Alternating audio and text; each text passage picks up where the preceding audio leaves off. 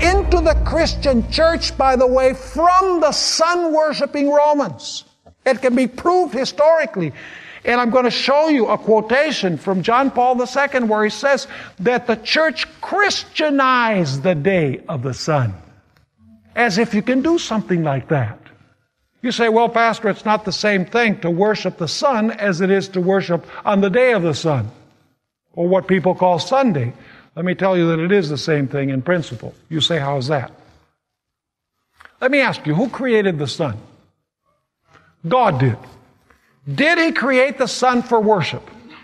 No, it's a secular object, right? It's to give us light. So He did not create the sun for worship. So what happens if you convert the sun into an object of worship? What is that called? Idolatry. Now let me ask you, who created the first day of the week? God did. Did He create it for worship? No, it's one of the working days, folks. Did He create the first day of the week for worship? No. So what happens if you convert it into a holy day of worship? It is still idolatry. It doesn't matter if it's an object or if it's a day. Anything that man makes for worship, that God did not make for worship, is idolatry. Are you understanding what I'm saying? Now, as we studied last time, God is going to have a people who are faithful to Him that are going to sigh and cry because of these abominations, this specific one that we've talked about last. Notice Ezekiel chapter 9.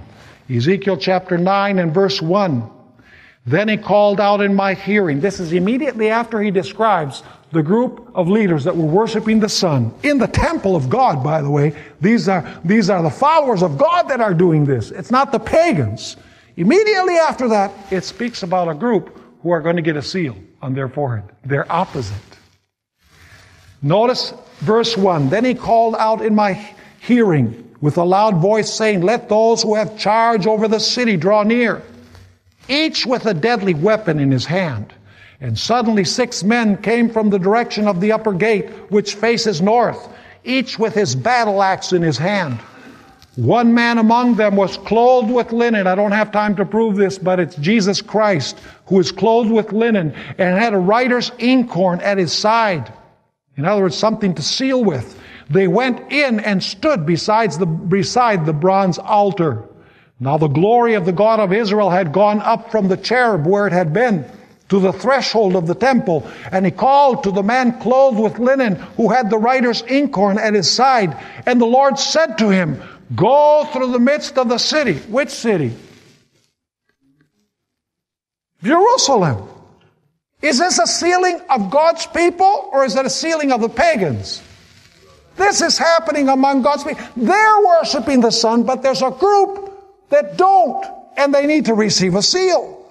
Go through the midst of the city, through the midst of Jerusalem, and put a mark on the foreheads of the men who sigh and cry over all the abominations that are done within it. Let me ask you, was there a group that sighed and cried about the abominations and did not participate in those abominations, who refused to worship the sun god?